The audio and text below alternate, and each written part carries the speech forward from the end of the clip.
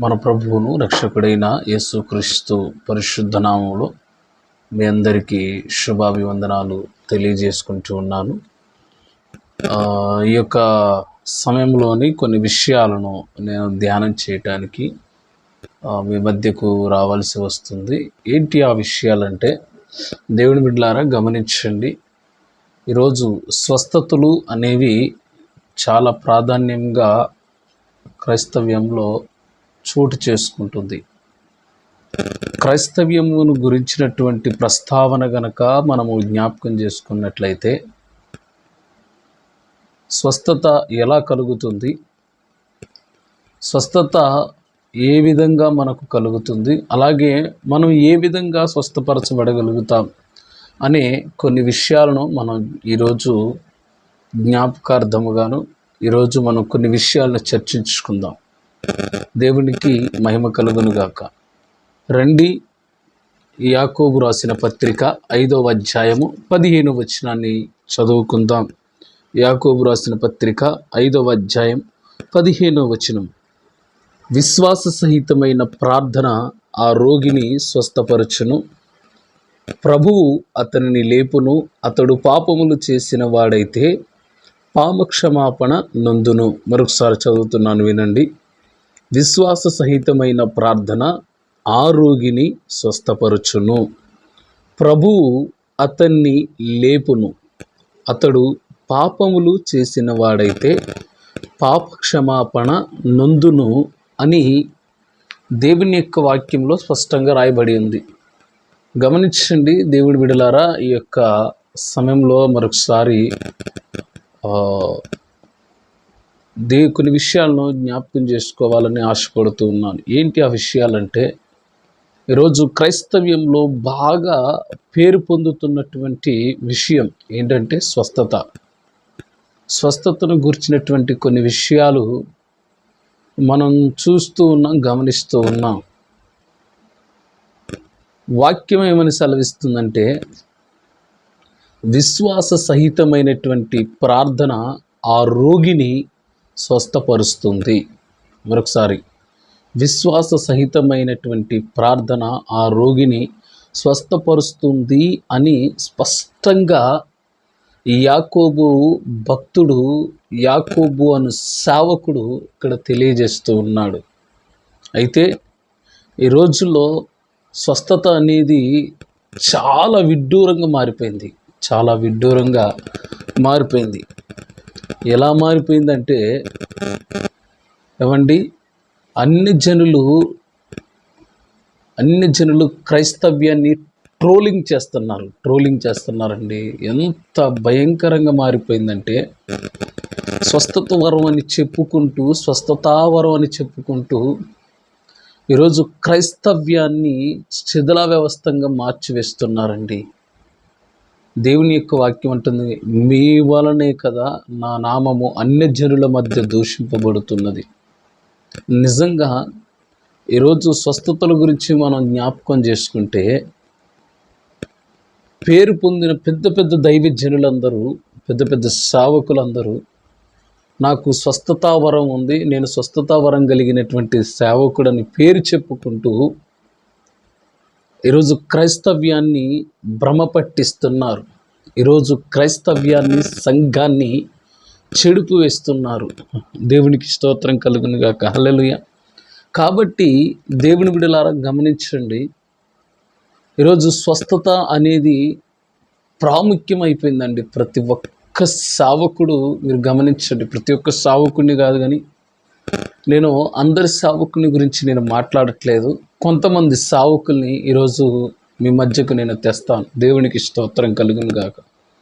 అయితే విశ్వాస సహితమైనటువంటి ప్రార్థన ఆ రోగిని స్వస్థపరుస్తుందని యాకోబు స్పష్టంగా తెలియజేస్తూ ఉన్నాడండి. విశ్వాసము లేకుండా దేవునికి ఇష్టలయ్యుండుట అసాధ్యమని హెబ్రీలకు రాసిన పత్రికలో దేవుడు మనకి స్పష్టంగా తెలియజేస్తూ ఉన్నాడు. కాబట్టి దేవుని బిడ్డలారా, విశ్వాసము అనేది క్రైస్తవ జీవితంలో ప్రధానమైనటువంటి మెట్టిగాను, ప్రధానమైనటువంటి పునాదిగాను, ప్రధానమైనటువంటి మైలు రాయిగాను ఉంటుంది. దేవునికి స్తోత్రం. ఒక రాయిలాగా ఉంటుంది. కాబట్టి దేవుని బిడ్డలారా, విశ్వాసం మన జీవితంలో చాలా ప్రాముఖ్యమైనది. అట్టి విశ్వాసాన్ని దేవుని మీద ఉంచాలి. కానీ ఆ విశ్వాసమును బట్టి అనేక మంది భక్తులు దేవుణ్ణి చూడగలిగారు. విశ్వాసమును బట్టి అనేక మంది దేవుని యొక్క రాజ్యములను కొరకు ప్రయాసపడిన వారు ఉన్నారు.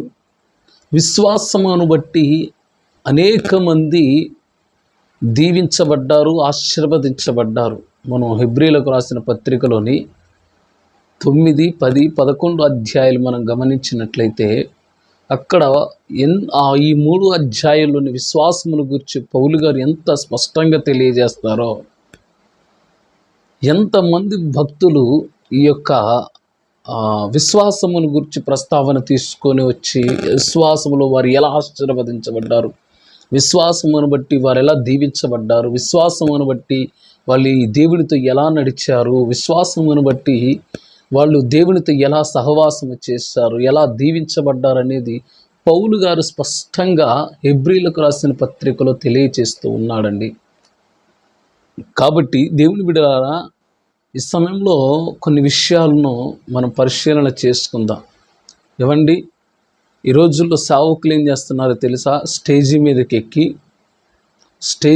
ఎక్కి పలానా గ్రీన్ డ్రెస్ వేసుకొని, ఫలానా ఎల్లో డ్రెస్ వేసుకొని, ఫలానా శారీ కట్టుకొని, ఫలానా ఫలానా ఫలానా అని పేరు పెట్టి వినండి, జాగ్రత్తగా వినండి, పేరు పెట్టి పిలిచి వాళ్ళని స్వస్థపరుస్తున్నారు,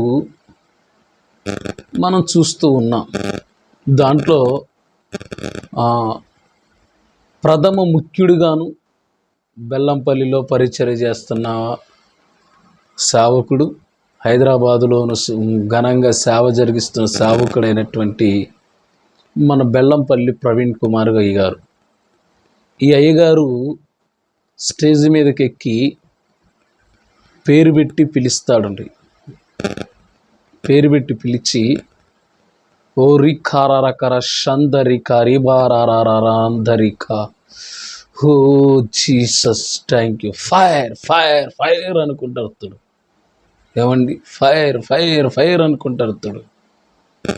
అదే బాటలో నడిచే మరొక సేవకుడు ఉన్నాడు. ఆ సేవకుడు ఎవరయ్యా అంటే, ఈరోజు బాగా ట్రోలింగ్ చేయబడుతున్నాడు ఆ వ్యక్తి. ఈ రోజుల్లో ఆ వ్యక్తిని గురించినటువంటి ప్రస్తావన వస్తుంది. ఆ వ్యక్తి ఎవరో కాదు, మన అందరికీ తెలుసు, అమ్మతేజ, దైవజనులు అమ్మతేజ గారు. అమ్మతేజ గారు చెప్పినటువంటి మాటను ఒకసారి మనం పరిశీలన చేసుకుంటే, స్టేజీ మీదకి ఎక్కి ఒక చెల్లిని పిలుస్తాడు, ఒక సహోదరిని. ఇదిగో పలానా డ్రెస్ వేసుకొని వచ్చింది, పేరు పావని అని పిలిచి, ఆమెను తనతో ఒక్కదానివే వచ్చావా అంటే, నా భర్త కూడా వచ్చాడంటే, అప్పుడు ఆయన అనే మాట ఏంటో చెప్పనా, వచ్చావా ప్రశాంత్. చూడండి, అసలు అక్కడ ఆ పదజాలాన్ని మీరు గమనించండి. దేవునికి స్తోత్రం కలుగును గాక. ఏమంటాడో తెలుసా? వచ్చావా ప్రశాంత్. బా, దేవుడు కూడా అట్లా మాట్లాడండి. అంత వినయంగా దేవుడు ఎక్కడ మాట్లాడినట్టు కానీ అంత వినయంగా దేవుడు మాట్లాడు. నాకు తెలిసినంత మటుకైతే అంత వినయాన్ని చూపించావా ప్రశాంత్. ఆ సహోదరిని స్టేజీ మీదకి తీసుకొని వచ్చిన తర్వాత అక్కడ ఒక మాట అడుగుతాడు, మైక్ పెట్టి స్పీకర్ దగ్గర పెట్టి, అమ్మా నీ భర్త పేరు ఏంటంటే ప్రవీణ్, ఈయన పిలిచిన పేరేంటి ప్రశాంత్, ప్రశాంత్ ఈయన పిలిచిన పేరు, అమ్మతేజ పిలిచిన పేరేమో ప్రశాంత్, చెప్పిన పేరేమో ప్రవీణ్. ఏవండి, పరిశుద్ధాత్మ దేవుడు ఎప్పుడు కూడా మోసపరచడు, అది గుర్తుపెట్టుకోండి. పరిశుద్ధాత్మ దేవుడు ఎప్పుడూ కూడా స్పష్టంగానే తెలియజేస్తాడు.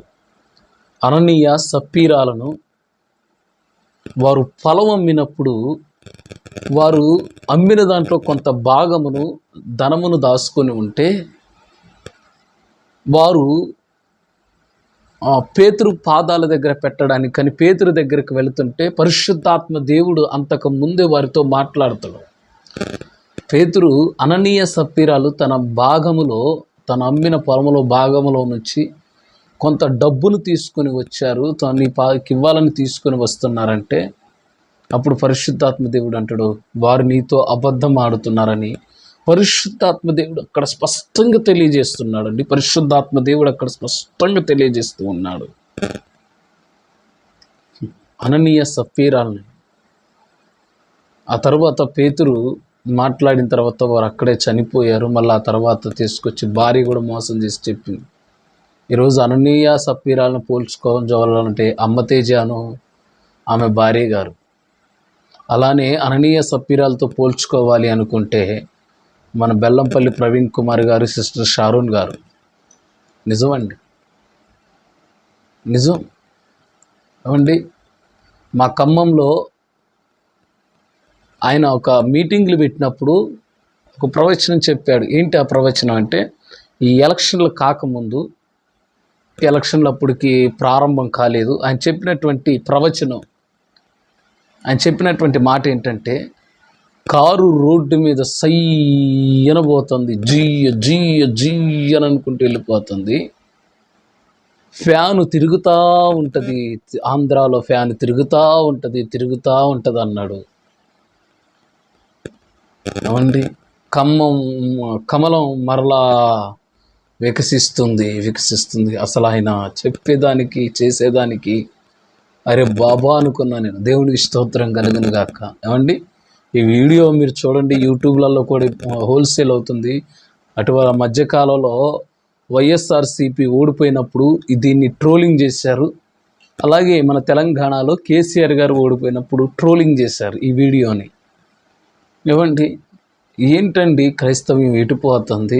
ఒక వ్యక్తిని పిలిచేమో రీకవరరేఖ. ఏమండి, కొన్ని విషయాలు పరిశుద్ధాత్మ దేవుడు ప్రేరేపణతో చెబుతున్నాను.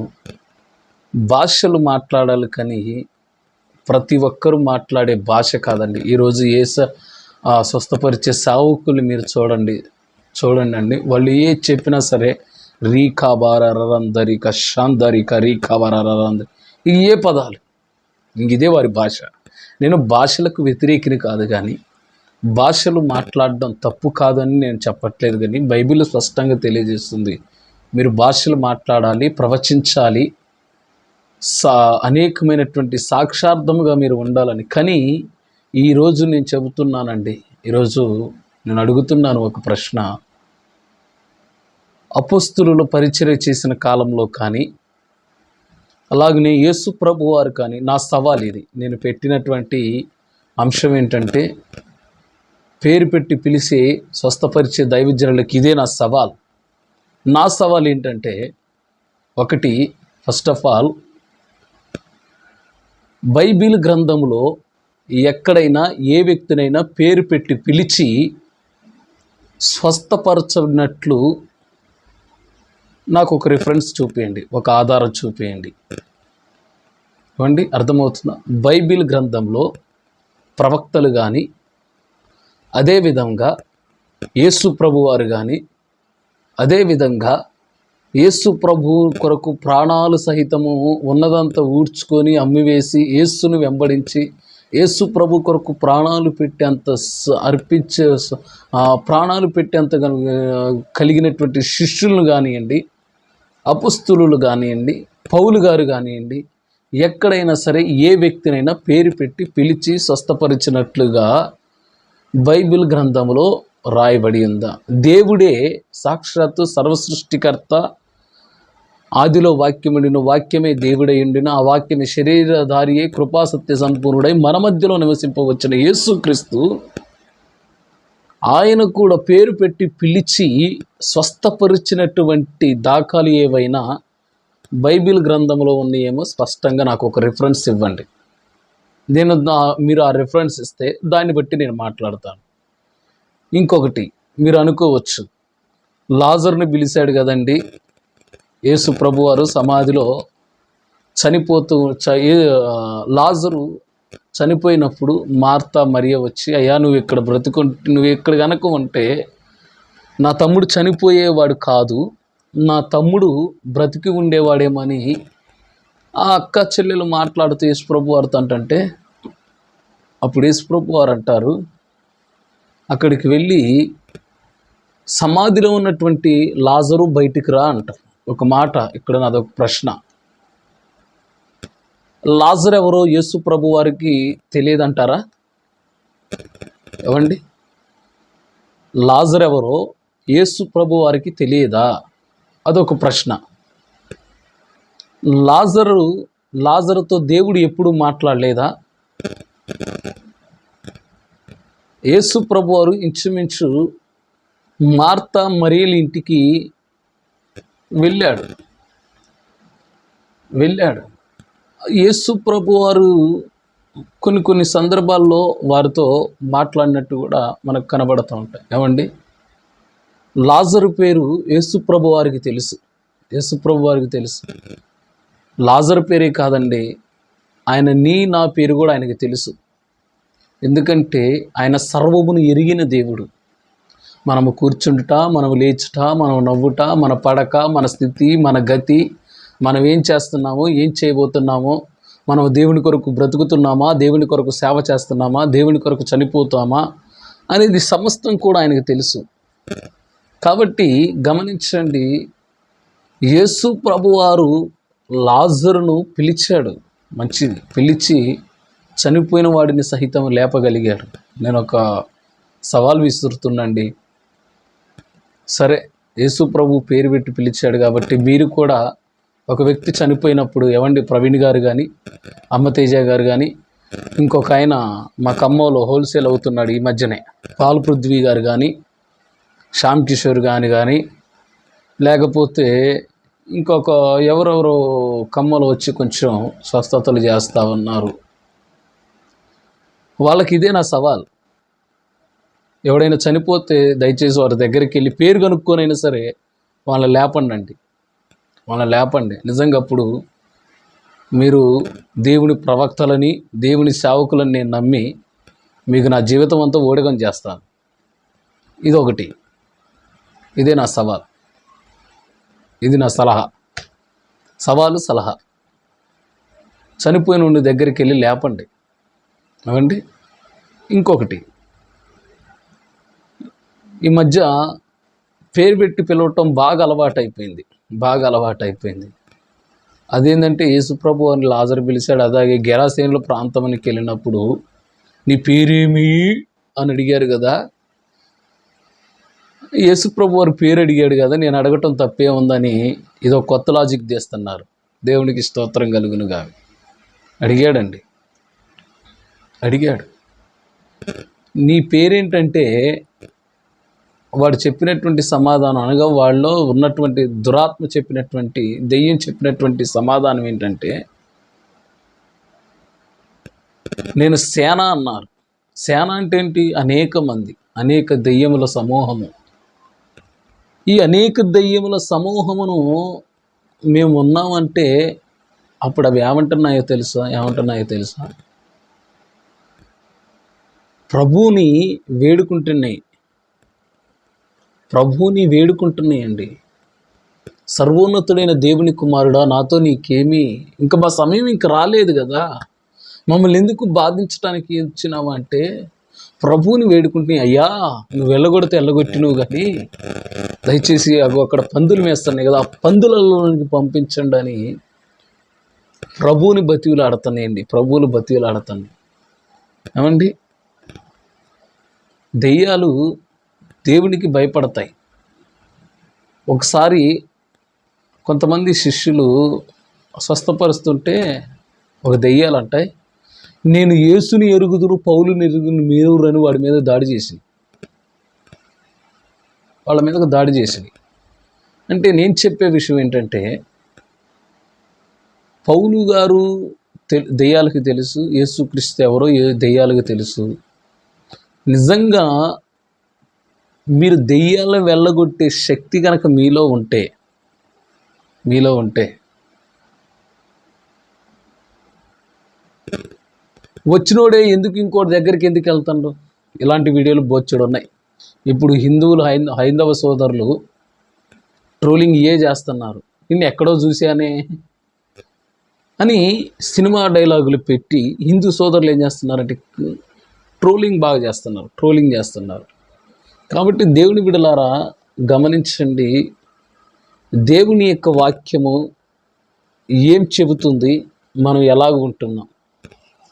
ఏమండి, విశ్వాస సహితమైనటువంటి ప్రార్థన ఆ రోగిని ఏం చేస్తుందంటే స్వస్థపరుస్తుంది. మీరు గమనించండి, యేసు ప్రభువారు కూడా ఎవరినైనా స్వస్థపరుస్తున్నాడు అంటే గమనించండి, నీ విశ్వాసమే నిన్ను స్వస్థపరుస్తుంది. నీవు కోరినట్టే నీకు అవునుగా. కానీ అమ్మా, నీ విశ్వాసం ఎంత గొప్పది. 12 సంవత్సరాల నుండి బాధపడుతున్న ఆ స్త్రీ తన వస్త్రపు చెంగును తాకినప్పుడు నీ విశ్వాసమే నిన్ను స్వస్థపరిచునని సమాధానముగా దాని వెళ్ళదా అన్నాడు. ఈరోజు అమ్మతేజ గారు ప్రవీణ్ కుమార్ గారు స్వస్థపరిచిన స్వస్థతలో అమ్మతేజ గారికి వస్తున్నారు. అమ్మతేజ గారు స్వస్థపరిచినటువంటి వాళ్ళు పాలపృథ్వీ దగ్గరకు వస్తున్నారు. పాలపృథ్వీ స్వస్థపరిచిన వాళ్ళు ఎక్కడికెక్కడికో తిరిగి వస్తున్నారు. నిజంగా వీళ్ళల్లో ఒకసారి దెయ్యం వెళ్ళగొడితే తిరిగి వాడి దగ్గరికి వచ్చిద్దంటారా? ఏమండి, ఏమో వస్తుందేమో, మీ ప్రకారం అయితే వస్తుంది. నాకు తెలిసి దేవుడు వెళ్ళగొడితే దెయ్యం తిరిగి రాదు. ఆమె దేవునికి స్తోత్రం కలుగును గాక. కాబట్టి విషయాన్ని మీరు గమనించండి. యేసు ప్రభు వారు ఈ మధ్య ఉఫ్ అని ఊదటం మొదలు పెడుతున్నారు. ఉఫ్ అంట. ఏమండి, ఎక్కడుందండి బైబిల్లో ఉఫ్ అని ఊదితే స్వస్థపరిచిన వారు ఎక్కడున్నారండి? ఏమండి, కచ్చీపులు ఇసిరితే ఎక్కడుందండి స్వస్థత? ఏమండి, కచ్చీపుల్లో స్వస్థత ఉందండి? లేకపోతే నీ అపవిత్రమైన గాలిలో స్వస్థత ఉందండి? ఫైర్ అని ప్రతి ఓడు ఫైర్ అంట నేర్చుకున్నాడు.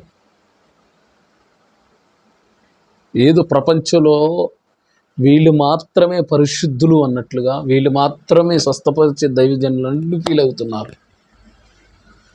అవుతున్నారు. నేను అందుకనే అంటున్నానండి, నేను మీకు సవాల్ విసిరే, అంటే పేరు పెట్టి పిలిచి స్వస్థపరిచే దైవజనులకు ఇదే నా సవాల్. విశ్వాస సహితమైన ప్రార్థన ఆ రోగిని స్వస్థపరుస్తుంది. నీలో విశ్వాసం లేనప్పుడు నువ్వు ఎవరి దగ్గరికి వెళ్ళినా స్వస్థత రాదు. ఫస్ట్ ఆఫ్ ఆల్ స్వస్థత అనేది కలగదు. నువ్వు ఎప్పుడు స్వస్థపరచబడతావంటే, నువ్వు ఏ విధంగా నువ్వు స్వస్థ పొందుకుంటావంటే నీ విశ్వాసమే నిన్ను స్వస్థపరుస్తుంది. మన విశ్వాసం మనల్ని స్వస్థపరుస్తుంది. ఏదో రీక్ అబౌట్ ద ఫైర్ అంటే స్వస్థత రాదు. లేకపోతే ఉఫ్ అంటే స్వస్థత రాదు. కచ్చీపులు గుండ్రంగా తిప్పితే కచ్చీపు కొంటేనో స్వస్థత రాదు.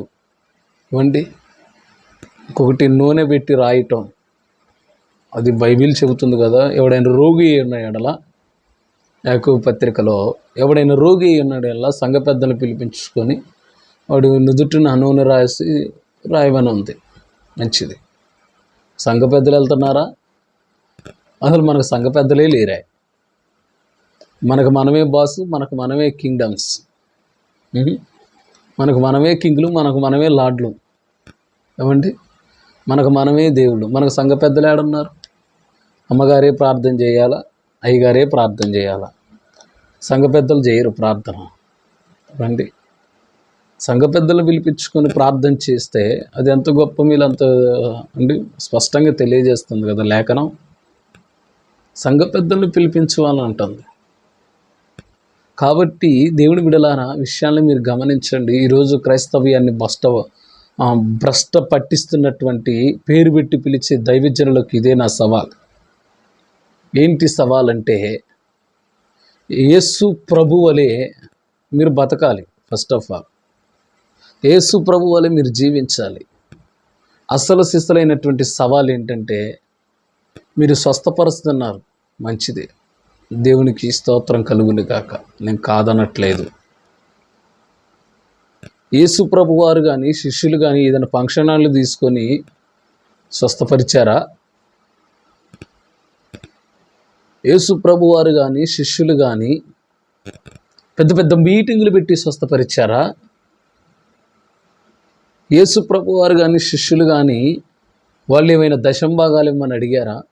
యేసు ప్రభు వారు కానీ శిష్యులు కానీ ఎక్కడైనా సరే నాకు ఇది కావాలి, మీరు స్వస్థపరచబడ్డారుగా, మీరు మేలు పొందుకున్నారు కదా, మాకు ఇది కావాలి, అది కావాలి, ఇది కావాలని వారు అడిగారా? లేదు. దేవుని యొక్క వాక్యం అంటుంది, మీరు ఉచితంగా పొందుకున్నారు కాబట్టి ఉచితంగా ఇవ్వండి. ఏమండి, యేసు ప్రభు వారు ఏ ఏసీ కారులో తిరగలేదు, శిష్యులు ఏ ఏసీ కారులో తిరగలేదు. యేసు ప్రభు వారు ఎక్కడ కూడా ఏ ఏసీ రూముల్లోనో ఏసీ వాటర్లోనో పండుకోలేదండి. అమ్మతేజ అయితే మరీ దారుణం. ఆయన 21 రోజులు ఉపవాస ప్రార్థన చేయటానికి ఒక వీడియో తీయటం, ఆ వీడియో పెట్టి భార్య చేత ప్రార్థన చేయించుకుని వెళ్తానండి. అదే దిక్కుమాలే వారం. ఇదేందండి? ఇదేం బతుకండి?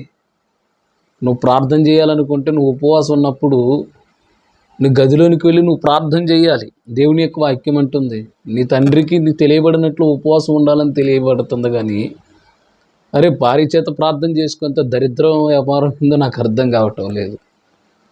అది కరెక్ట్ కాదు. మళ్ళీ ఈయనేమో మమ్మీ, ఆమెమో డాడీ. క్షమించండి. ఈయనేమో డాడీ, ఆయనేమో మమ్మీ. ఎవరు నాయన అందరికీ నువ్వే డాడీవి, అందరికీ ఆయనే మమ్మీవే. ఏ విధంగా నాయన? మీ గురుగారు ప్రవీణ్ కుమార్ గారిని ఫాలో అవుతున్నారా మీరు? ఏమండి, ఏంటండి చిల్లర వరాలు?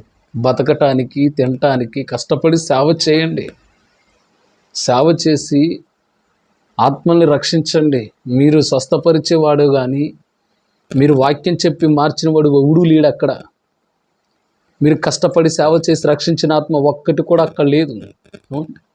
ఎవరో కష్టపడి ఎవరో వాక్యాన్ని బోధించి ఆత్మను రక్షిస్తే ఈరోజు ఆ ఆత్మను దోచుకోవటానికి, పక్కనుడి వలలో లాక్కోవటానికి తయారైపోయారు మీరంతా. ఏమండి, ఆ పాల్పుద్దు అన్నాడు ఒకడు, ఈ అమ్మ తేజ అన్నవాడు ఒకడు, ఆ బెల్లంపల్లి ప్రవీణ్ కుమార్ గారు. మీకు వచ్చేవాడు ఎవడండి? నువ్వు సంఘం పెడితే నువ్వు వాక్యం చెప్పి మార్చినోడా? కాదు, బయట నుండి వచ్చేటండి, బయట సంఘాలండి వాళ్ళంతా. తినక పాస్టర్లు కష్టపడి సేవ చేసి స్వచ్ఛమైన వాక్యాన్ని, మంచి వాక్యాన్ని బోధించి వారి మనస్సులను, వారి బ్రతుకులను మార్చి రోజు చేస్తూ ఉంటుంటే మీరు వచ్చేమో మా దగ్గర స్వస్థత కలుగుతుంది, మా దగ్గర అబ్బా పరిశుద్ధాత్మ అభిషేకం ఉంది. నీ బంధ అభిషేకం ఏంటి? ఏమండి, ఏంటండి దారుణాలు? జాగ్రత్త ప్రజలారా, జాగ్రత్త. ఇంకా నేను డెప్త్లోనికి వెళ్ళాలి. ఇది పార్ట్ 1గానే వచ్చాను, ఇంకా పార్ట్ 2 తీస్తాను. అయితే నేను సవాళ్ళు విసురుతున్నాను. పేరు పెట్టి పిలిచి స్వస్థపరిచే దైవజనులందరికీ నేను ఒక మాట చెబుతున్నాను, నా సవాల్ విసురుతున్నాను. ఏంటి ఆ సవాల్ అంటే, మీరు నిజంగా స్వస్థపరిచే దైవజనులైతే ఫంక్షన్ హాల్లో కాకుండా, పెద్ద పెద్ద మీటింగులలో కాకుండా, హాస్పిటల్లో రోగులు చాలామంది ఉన్నారు, ప్లాట్ఫారాల మీద రోగులు చాలామంది ఉన్నారు, ఆయా దిక్కులేనటువంటి పరిస్థితుల్లో రోగులు చాలామంది ఉన్నారు. వారి దగ్గరికి వెళ్ళి ప్రార్థన చేసి స్వస్థపరచండి. వాళ్ళ దగ్గరికి వెళ్ళలేరు, మీకు ఆ దమ్ము లేదు. ఎందుకంటే వాళ్ళు డబ్బులు ఇయ్యరు కదా, ఎందుకంటే వాళ్ళు దశంభాగాలు ఇయ్యరు కదా, ఎందుకంటే వాళ్ళకి చేత కాదు కదా. మీకు కావాల్సింది డబ్బు, పలుకుబడి, పేరు. ఇదే డబ్బు సంపాదించుకోవటానికే మీరు వచ్చారు. మీరు ఎవరంటే యేసు ప్రభు పేరును వాడుకొని ఆయన అమ్మివేసిన ఇస్కారియోతు యోధా లాంటి వారు మీరందరూ. మీరు డబ్బు కోసమే బతుకుతున్నారు, డబ్బు కోసమే పని చేస్తున్నారే తప్ప నశించిపోతున్న ఆత్మలను రక్షించుదామనేది లేదు. మీకు దమ్ముంటే హాస్పిటల్ దగ్గరికి వెళ్ళి స్వస్థపరచండి. మీకు దమ్ముంటే ప్లాట్ఫారంల చేత, బస్ స్టాండ్లలో, వీధులలో తిరుగుతున్నటువంటి రోగుల దగ్గరికి వెళ్ళి స్వస్థపరచండి. మీకు దమ్ముంటే, మీకు నిజంగా దేవుడు మిమ్మల్ని సేవకే పిలిచినట్లయితే, మీరు సేవలో దేవుని పిలుపు పొందుకున్న వారైతే గమనించండి, మీరు వెళ్ళి ఖచ్చితంగా కుష్ఠరోగులను ముట్టి స్వస్థపరచండి. కుష్ఠరోగులు చాలామంది ఉన్నారండి హైదరాబాద్ వీధులలో. బోధకాలు వాళ్ళు ఉన్నారండి చాలామంది ఓచకాలు గలవారు అండి. పెయిడ్ ఆర్టిస్టులను పట్టుకొని డబ్బులు ఇచ్చి వారి దేశ స్వస్థతలు చేయించుకొని మీరేదో పెద్ద పేరు పొందుకున్నట్లు చేస్తున్నారు. ఏంటండి అక్రమం, అన్యాయం ఏంటి? క్రిస్టియానిటీ ఈరోజు ఎందుకు దిక్కుమాలిన క్రైస్తవ్యంగా మారిపోయిందంటే ఇదేనండి. ఈ దారుణాలు బట్టి క్రైస్తవ్యం దిగజారిపోతుంది. అమ్మా, ఇలాంటి సావుకులను నమ్మొద్దమ్మా. బ్రదర్, సహోదరులారా, ఇలాంటి సావుకుల దగ్గరికి వెళ్ళి దయచేసి ఇట్లాంటివి నమ్మకండి. నేను ఒకటే చెబుతున్నాను, నీ విశ్వాసమే నిన్ను స్వస్థపరుస్తుంది. నీ విశ్వాసమే నిన్ను నిలబెడుతుంది. నీ విశ్వాసమే నీ జీవితానికి విజయమునిస్తుంది. నీ విశ్వాసమే నీకు ఎంతటి రోగమైనా స్వస్థపరుస్తుంది. నేను చేసిన ప్రార్థన స్వస్థత రాదు, లేకుంటేనో సంఘంలో పిలిపించి చేస్తేనో స్వస్థత రాదండి. నీ వ్యక్తిగతంగా నువ్వు ప్రార్థన చేసుకొని ప్రభువులో మీద నువ్వు విశ్వాసం ఉంచు. అప్పుడు నేను ప్రార్థన చేసిన స్వస్థత వస్తుంది. నీ అంతటా నువ్వు చేసుకున్నా స్వస్థత వస్తుంది. అంతే తప్ప ఒక పేరు పొందిన సేవకుడు స్వస్థపరిస్తేనో వాడు రీకా బాబా రష్ అందరి కంటేనో రాదు. ఈ అన్ని భాషల గురించి త్వరలో మీతో మాట్లాడతాను. దేవునికి స్తోత్రం కలుగునుగాక. మరొక వీడియో చేయాల్సి ఉంది దీని మీదనే. ఇదైపోయిన మరుక్షణమే ప్రవక్తలు, అబద్ధ ప్రవక్తల గురించి ఒక వీడియో చేయాలి. కాబట్టి గమనించండి, ఈరోజు దౌర్భాగ్యంగా మారిపోతుంది. నేను చెబుతున్నాను కదా, పేరు పెట్టి పిలిచిన ప్రవక్తలు కానీ, శిష్యులే కానీ, అపొస్తలులే కానీ, యేసు ప్రభు గారి పేరు పెట్టి పిలిచి స్వస్థపరచబడిన వారు ఎవరైనా ఉంటే దయచేసి నాకు ఆ రెఫరెన్స్ ఇవ్వండి. బెల్లంపల్లి ప్రవీణ్ కుమార్ ఫాలోవర్స్ కానివ్వండి, అమ్మతేజ ఫాలోవర్స్ కానివ్వండి, ఇంకా పాల్ పృథ్వీ ఫాలోవర్స్ కానివ్వండి, ఇచ్చిన మరుక్షణమే నేను నిజంగా చేస్తాను. మీరు గొప్ప దైవజనులని నేను నమ్ముతాను. నాకు ఒక రిఫరెన్స్ చూపించండి. ఒకవేళ ఆ రిఫరెన్స్ నిజమా కాదనేది నేను కూడా చూసి మరొక వీడియో నేను పెడతాను. దయచేసి అతిగా భావించమాకండి. ఎందుకంటే ఈరోజు క్రైస్తవం మీద వస్తున్నటువంటి దుష్ప్రచారం కానీ, ఈరోజు అమ్మతేజాన్ని బట్టి, ప్రవీణ్ కుమార్ గారిని బట్టి, లేకపోతే ఫాల్ పృథ్వీని బట్టి ఇలా పేరు పెట్టి పిలిచే సావుకుల మీద ఎంత ట్రోలింగ్ అవుతుందో, దేవుని నామం ఎంతగా దూషింపబడుతుందో అలా దూషింపబడుతుందండి. దయచేసి మీకు 2 చేతులు ఎత్తి నమస్కారం చేస్తున్నాను. దేవుని నామం దూషణ పాలు చేయకండి. వేశ్యలైన క్షమిస్తాడు కానీ ఇలాంటి వేషధారుల్ని దేవుడు క్షమించడు. కాబట్టి మీరు గమనించండి. దయచేసి నీ విశ్వాసం నిన్ను స్వస్థపరుస్తుంది. మీ విశ్వాసమే మిమ్మల్ని బలపరుస్తుంది. మీ విశ్వాసమే మిమ్మల్ని ఆదుకుంటుంది. కాబట్టి దేవుని మీద విశ్వాసం ఉంచండి. దేవుని పైన విశ్వాసం ఉంచండి. దేవుని కొరకు బ్రతుకుదాం. మరొక వీడియోలో మరొక కొన్ని విషయాలు మనం మాట్లాడుకుందాం. అంతవరకు ప్రభు కృప మనందరికీ తోడైంది, దీవించి ఆశీర్వదించి వర్ధిల్ల చేయనుగాక. ఆమేన్. ప్రార్థన చేసుకుందాం. పరిశుద్ధుడైన మా తండ్రి, జీవము కలిగిన దేవ, నీ ఘనమైన మహోన్నతమైన సర్వశక్తి కలిగిన నామములో ప్రార్థిస్తూ ఉన్నానయ్యా. ఈ సమయంలో ప్రభువా, ఈ రోజుల్లో క్రైస్తవుల మీద జరుగుతున్నటువంటి దుష్ప్రచారం అనగా స్వస్థతలు చేస్తున్న దైవజనుల మీద వాళ్ళు ట్రోలింగ్ విషయంలో కానీ అయ్యా, వాళ్ళను బట్టి అయ్యా దేవుని యొక్క నామము దూషింపబడుతుంది. నీ నామము దూషింపబడటానికి వీల్లేదయ్యా. నీ నామం మహిమకరమైనది. అది అన్ని నామముల కన్నా పైనున్న నామము యేసు నామం. నీ నామము దూషింపబడకూడదు తండ్రి. అయ్యా, నీకు స్తోత్రాలు. మా విశ్వాస సహితమైన ప్రార్థన మమ్మల్ని స్వస్థపరుస్తుంది. దయచేసి విశ్వాసముల నుండి మేము తొలగిపోకుండా మాకు విశ్వాసమును దయచేయి, నమ్మిక ఉంచినట్లు మీరు కృప చూపించి బలపరచమని యేసు పరిశుద్ధ నామములో అడిగి వేడుకొని ప్రార్థన చేయుచున్నాం మా పరమ తండ్రి. Amen. God bless you all. దేవుడు మీ అందరిని దీవించునుగాక. ఆమెన్.